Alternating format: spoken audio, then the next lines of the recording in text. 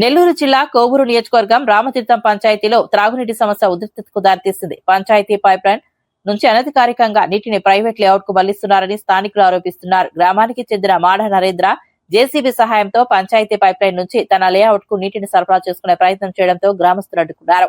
దీంతో అక్కడ ఉధృత పరిస్థితులు నెలకొన్నాయి. గ్రామ ప్రజలు మాట్లాడుతూ గ్రామానికి అవసరమైన తాగునీటిని ప్రైవేట్ లేఅవుట్ కు మళ్లించడం అన్యాయమని పేర్కొన్నారు. ఈ విషయంపై అధికారులు వెంటనే స్పందించి సమస్యను పరిష్కరించాలని కోరుతున్నారు.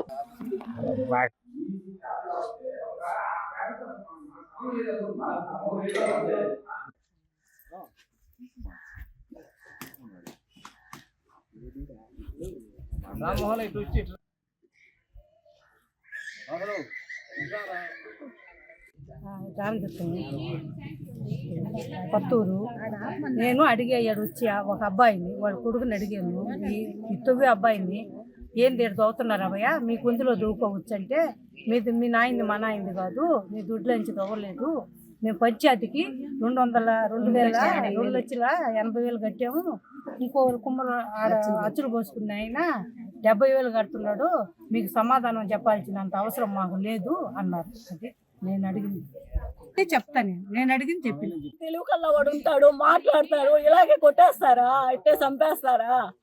అదే మేము కూడా లేకుండా ఉంటాము, వాడిని చంపేయరమ్మా, చంపేస్తారమ్మా.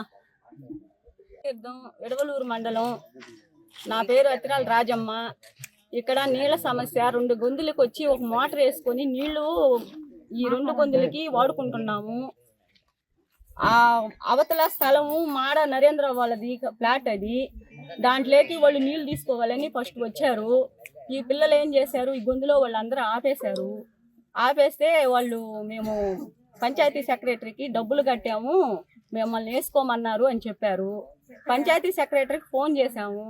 ఫోన్ చేస్తే ఆయన ఏం చెప్పాడు, మీకు ప్రాబ్లం అయితే నేను వచ్చి ఏదో ఒకటి చేస్తానన్నాడు. అట్లా కాదయ్యా, మీరు ముందు వచ్చి చూసి అమ్మన మాకు వాళ్ళని వేసుకొని అని మేము చెప్పాము. సరే వస్తామమ్మా అన్నారు. వాళ్ళు రాలా, పొక్కులేని పెట్టి కాలువ తీసేశారు. తీసేసిన తర్వాత మేము ఆపేయండి సార్ అని వాళ్ళకే చెప్పాము. వాళ్ళు ఆపేశారు. తెల్లారి మళ్ళీ ఫోన్ చేసాము, రాండి అయ్యా ఇట్లా జరుగుతుంది, మీరు వచ్చి ఆపండి అంటే వస్తామమ్మా మేము వస్తామని చెప్పారు. అందరూ చాలా మంది చేశారు, ఈ గ్రామస్తులు అందరూ చేశారు, వస్తాము మేము అని అన్నారు. రాలా. తర్వాత వాళ్ళు ఆ రాత్రికి రాత్రే ఇట్లాగా పైప్ లైన్ వేసేసుకున్నారు. వాళ్ళ ఇళ్లలో వాళ్ళు 10 మంది వచ్చి నిలబడుకొని పైప్ లైన్ వేసేసుకున్నారు. అప్పుడు కూడా మేము గొడవకు పోలా, గ్రామస్తులు కానీ పిల్లలు కానీ ఎవరు గొడవలకు పోలా. తెల్లారి మేము పంచాయతీ సెక్రటరీకి ఫోన్ చేస్తే మేము వస్తున్నాము, మేము ఏదో ఒకటి మాట్లాడతాము అని 11 గంటలు 12 గంటలకు వచ్చారు. వచ్చి వాళ్ళు ఒక 10 మంది వచ్చి ఇక్కడ కూర్చున్నారు. ఈ ఊళ్ళో వాళ్ళు అందరూ పనులకి బాటలకి వెళ్ళిపోతారు, అందరూ ఎవరి పాటికి వాళ్ళు వెళ్ళిపోయినారు. 4-5 పిల్లలు ఉన్నారు, నేను ఉన్నాను. పిలిచారు మమ్మల్ని, వచ్చాము. అది అర్జీ రాసుకొని సార్ వాళ్ళకి ఇస్తాము, ఎందుకు గొడవలు అని చెప్పి అర్జీ ఎత్తుకొని వచ్చారు. ఇక్కడ పెద్ద మనుషులు ఉన్నారు, ఆఫీసర్లు ఉన్నారు, ఈ తవ్వుకునే వాళ్ళు దానికి సంబంధించిన వాళ్ళు ఒక 10 మంది వచ్చి ఎడంగా నిలబడుకొని ఉన్నారు, అందరూ ఉన్నారు.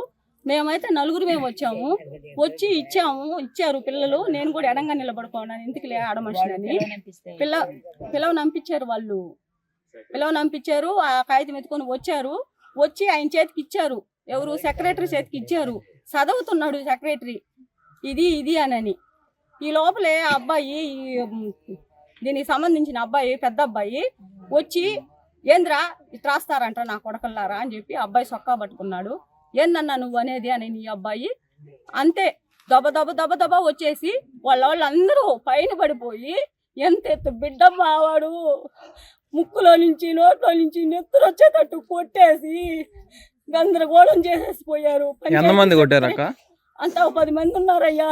ఆఫీసర్లు చూస్తా ఉన్నారా? ఆఫీసర్లు 2 కూర్చొని ఉన్నారు కుర్చీలో. పాప మా అబ్బాయి సెక్రటరీ కూడా అడ్డం తీస్తా ఉన్నాడు. ఇంకొక ఆయన కాలు బాగలేదు, ఆయన లేలేకపోయాడు. నేను ఎవరు కొడుతున్నారో కూడా నాకు కనపడలా, నేను ఏం చేస్తున్నాను ఎవరిని లాగుతున్నానో కూడా.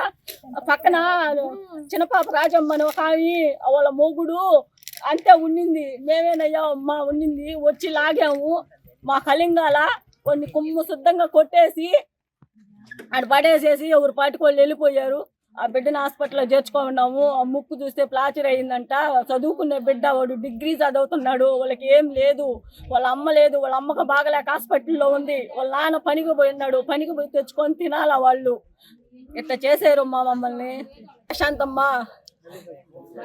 నువ్వు దయచేసి మాకు న్యాయం చేయమ్మా. మేము ఎవరిని అనాలని చెప్పడం వల్ల మాకు వచ్చి మీరు ఎవరినైనా పంపించి ఇది న్యాయమా అన్యాయమా అనేది చూసి మీరు మాకు చేయాల్సింది చేయండి అమ్మా. మీరు దయచేసి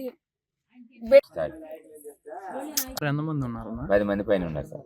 పేర్లు?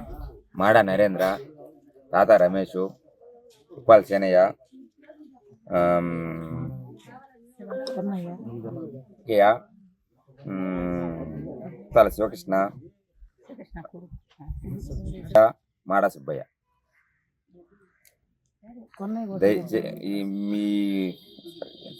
మేమేం దేని గురించి కాదు సార్, మాకు తాగే నీళ్ళ గురించి మాట్లాడాము.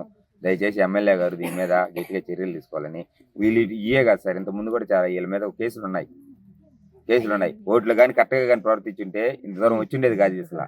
వాళ్ళు అదిగా వెళ్ళాక మళ్ళీ వాళ్ళు ఇంకోని కొట్టారంటే దానికి ఆ రోజు కరెక్ట్గా కానీ ప్రవర్తించుంటే ఏం జరుగుండే కాదు సార్. ఇవాళ మళ్ళీ ఇంకొని కొట్టారంటే దానికి ఇదే సార్ కారణం. వాళ్ళకి సరైన శిక్ష పడాలా.